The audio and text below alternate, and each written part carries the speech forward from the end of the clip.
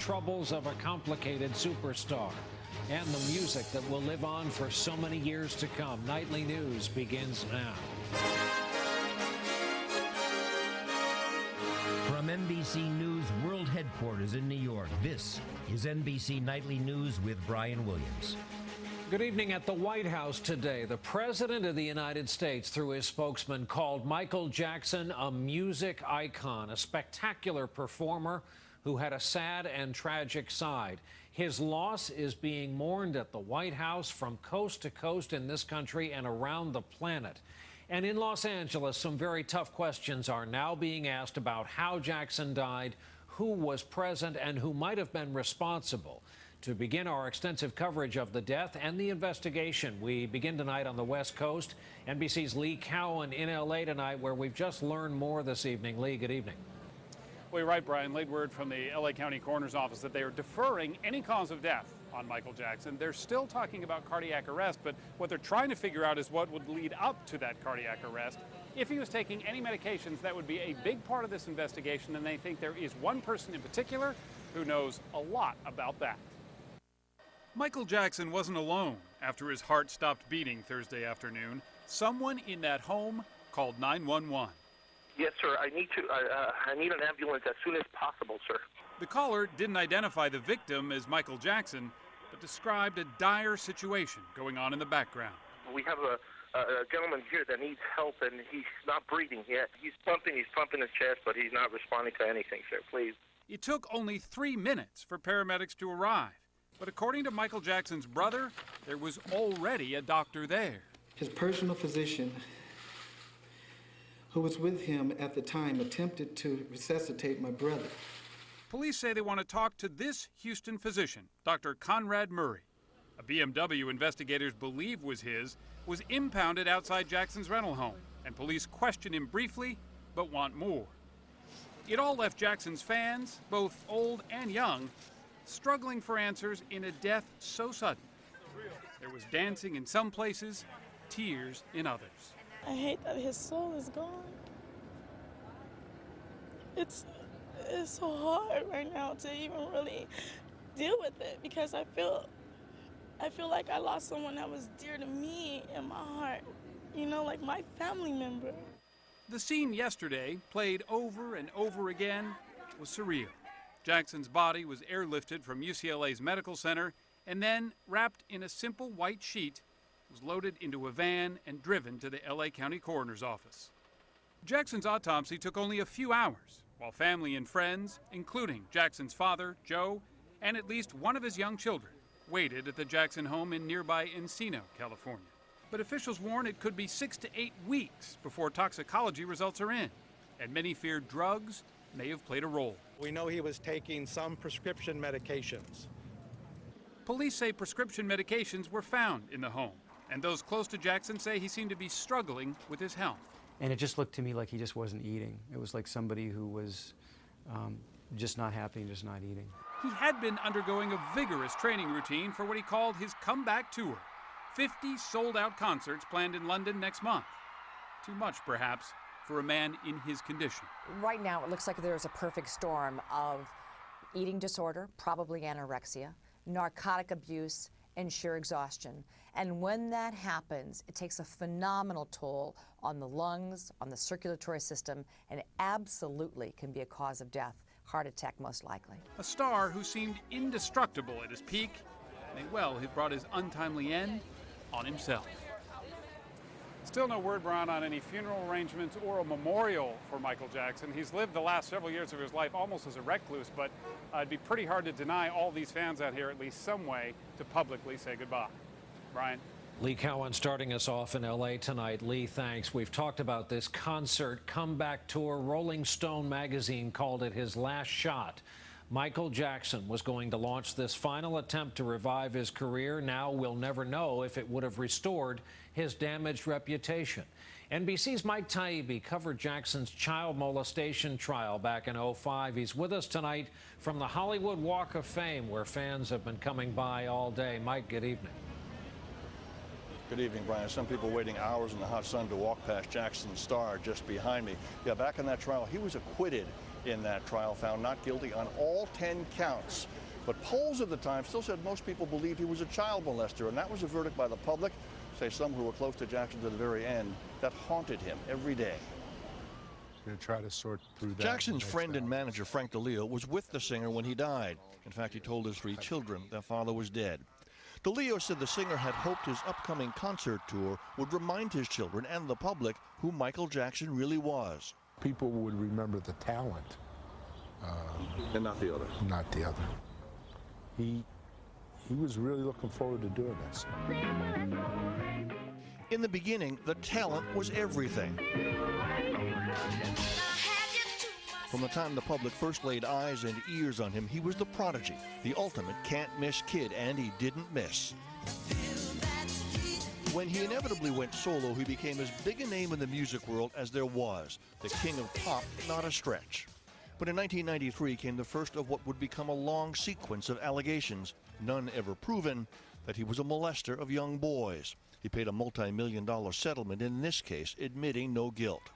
And a decade later, when his every odd behavior made headlines, dangling his infant off a hotel balcony, changing his look and even his skin color, another molestation charge was made, and this one got to trial. A Los Angeles teen said Jackson had plied him with liquor at his Neverland ranch and molested him several times. But the accuser and his family had told 2 totally contradictory stories about Jackson, one praising him, the other calling him a molester.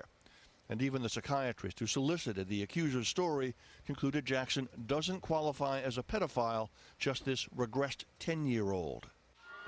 Jackson was acquitted across the board, but the world had also learned in the course of the trial that the pop star drank heavily and often, and did share his bed with young boys on many occasions, innocently, his lawyers insisted, with Jackson thinking his fans and the wider public would simply believe him. Their criticism, he simply looked at and said, it's just not so, I don't want to pay attention to it. That may not have been the wisest thing to do. If Jackson was completely innocent and was simply horrendously misunderstood, that in a way is nearly as tragic as his premature death. Brian? Mike Taibbi in L.A. for us tonight as well. Mike, thanks. And now to the reaction here at home and around the world. From Michael Jackson's humble roots, his hometown of Gary, Indiana, to L.A., where he lived, and here in New York, where our own Rahima Ellis is reporting tonight from the legendary Apollo Theater.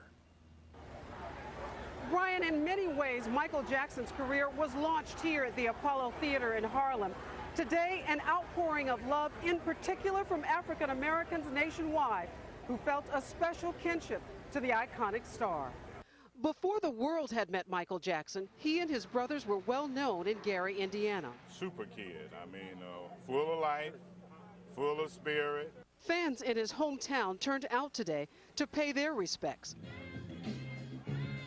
Some imitating the style that millions had come to adore. If you say to a person that you are from Gary, Indiana, the first thing they say is, well, that's the home of Michael Jackson, and you feel proud. Oh. Across the country, radio hosts like Tom Joyner paid tribute to the music legend. We're celebrating his life. The greatest entertainer. In Dallas, fans called in to share their memories. You remember exactly where you were the first time you saw that Thriller video? It was on TV and everybody was crowded around on TV. Boy, I tell you what. I went and got me a cherry curve. As the world notes the passing of Michael Jackson, MTV and BET, Black Entertainment Television, had wall-to-wall coverage playing Jackson's videos all day long. Tributes also jammed internet sites. Facebook and Twitter quickly filled with pages of heartfelt messages. AT&T reported the largest spike in their text message traffic last night, nearly 65,000 per second. People just couldn't get enough of Jackson and his music. Amazon.com reported sales of Jackson CDs were 700 times greater yesterday than the day before, and the stock ran out within minutes. And on iTunes, songs from his entire career were among the top 20 album downloads, just hours after his death. And eBay has been flooded with Jackson memorabilia. In Harlem today, at the place where Jackson and his brothers performed as amateurs in the late 60s, many remembered the significance of their music in the midst of a turbulent era. If you think about this man, he has crossed and tore down walls around the world. Not just here in America, but around the world. That is an amazing amazing thing for us to be proud of as a black American. Many say Jackson's success opened doors for countless others who came from communities just like his. Brian? Rahima Ellis in Harlem tonight. The shock over Michael Jackson's death is rippling way beyond our borders and around this globe. More on that tonight from our own Donna Friesen, who joins us on this boisterous Friday night in Piccadilly Circus in London, the city where, by the way, the tabloid newspapers love to call him Jacko, and the very city where Jackson was hoping to get a fresh start. Donna, good evening.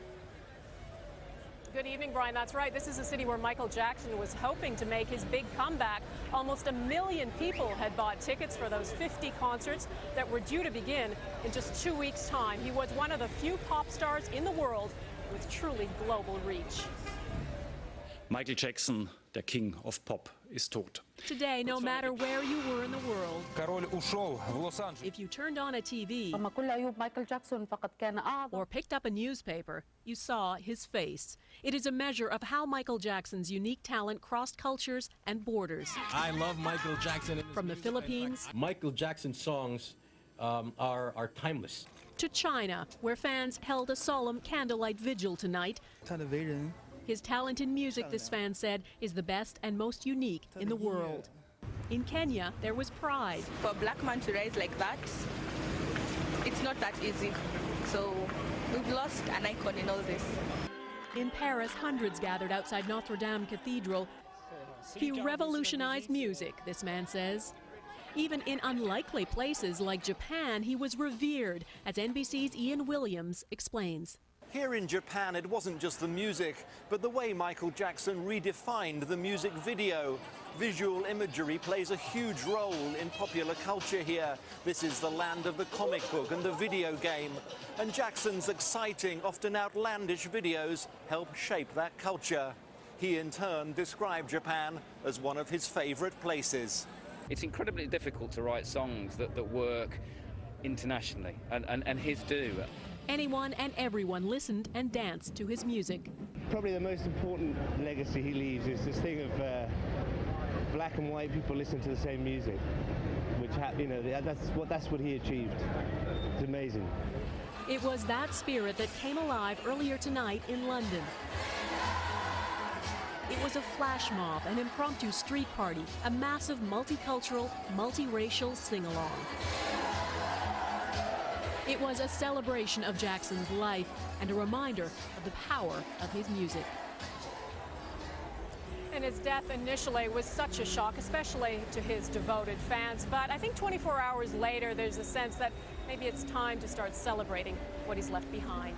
Brian? Donna Friesen in London tonight. What an amazing scene in that city and around the world this evening. When Nightly News continues on this Friday night, much more on the death of Michael Jackson, including our interview earlier today with the legendary producer Quincy Jones.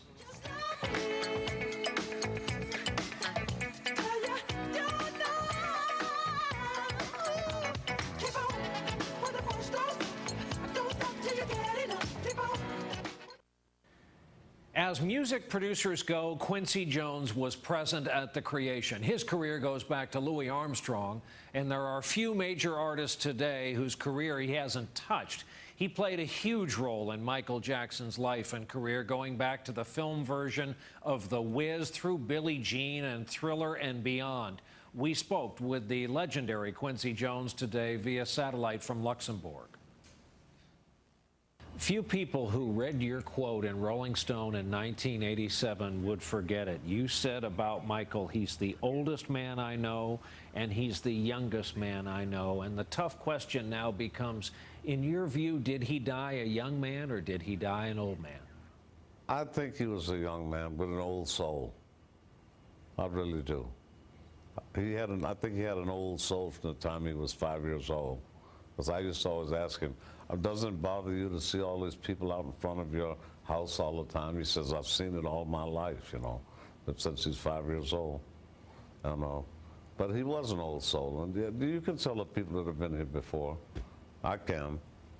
I really can. How do you reconcile the obvious dark side here? This is a guy who You know, you ask a lot of fans, they'll even tell you they feel he left the realm of the sane many, many years ago. He changed his physical appearance.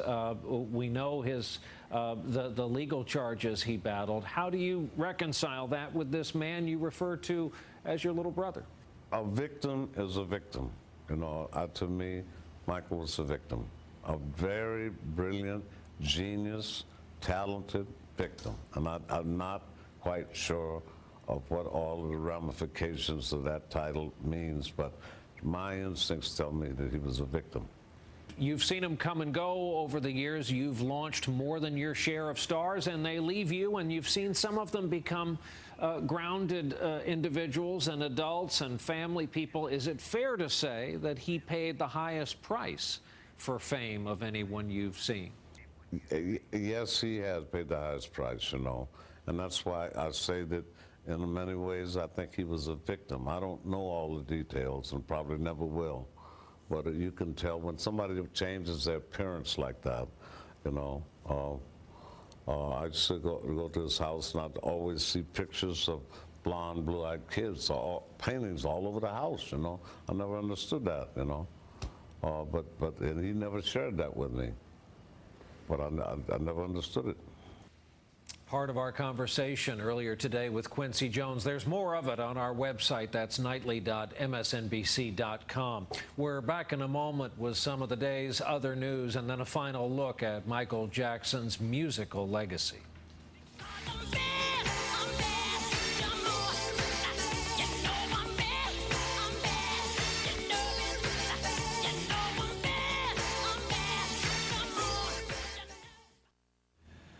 More tough talk for Iran today from President Obama during a visit with German Chancellor Angela Merkel. The president called Tehran's crackdown on protesters currently, quote, outrageous. With just days to go before U.S. combat troops are scheduled to pull back in Iraq, this has been an awfully bloody week there. Today, bombs rigged to motorcycles killed at least 20 people in Baghdad. One attack was in a crowded outdoor market. News on the economy tonight. Personal income was up in the month of May because of government payouts from the stimulus bill mostly, but not all the money was spent. The household savings rate jumped to its highest level in this country in 15 years. Some good news for the state of Michigan, hard hit in this economy. Both General Motors and the parent of this company, General Electric, announced new business ventures will be located in that state. They will save or add as many as 2,500 jobs. It's a help. On Wall Street today, the Dow lost 34 points in a quiet Friday trading session, capping the second down week in a row for blue chip stocks. Embattled South Carolina Governor Mark Sanford met today with his cabinet and apologized to all of them, saying he was sorry he had let them down. He gave no hint that he's considering stepping down, despite growing calls from inside and outside the state for him to resign.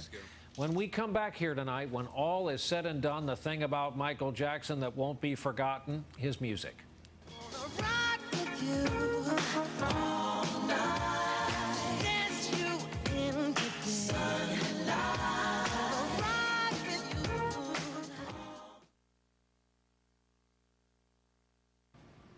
Before a lot of the strangeness that came to symbolize Michael Jackson, there was just the music, just as it's just the music we're now left with. NBC's Lester Holt tonight chronicles that part of the remembrance. Almost from the start, it seemed Michael Jackson was trying to spell success. In 1969, at age 11, Michael and his brothers burst onto the scene as the Jackson 5. They were breakout stars for famed soul record label Motown. Michael Jackson represented the realization of Motown's dream, was the sound of young America.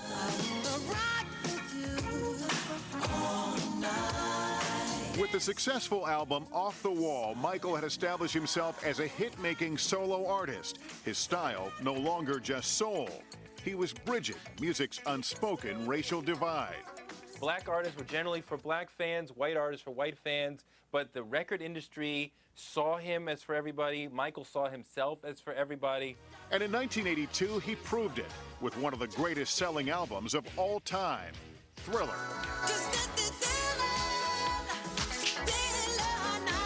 It boasted 7 #1 records and made Michael Jackson the undisputed king of pop. He made pop music that spans the genres, because Off the Wall is disco, Thriller is rock, soul mixed. Thriller also set a new bar for music videos. Michael Jackson made these things that were kind of throwaway advertisements for songs and turned them into works of art. He also had a genius touch with the pen, co-writing the 1985 mega hit We Are the World for African famine relief.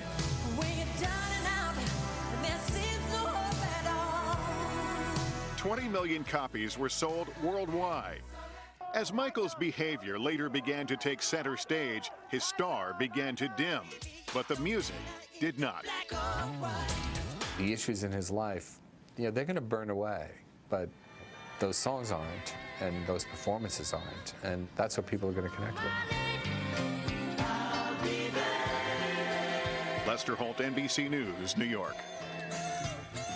And a reminder tonight on Dateline, a 1-hour special, Michael Jackson, the King of Pop. That's at 10/9 Central. And that's our broadcast for this Friday night and for this week. Thank you for being here with us. I'm Brian Williams. Lester will be here with you this weekend. We, of course, hope to see you back here on Monday night. In the meantime, have a good weekend. Good night.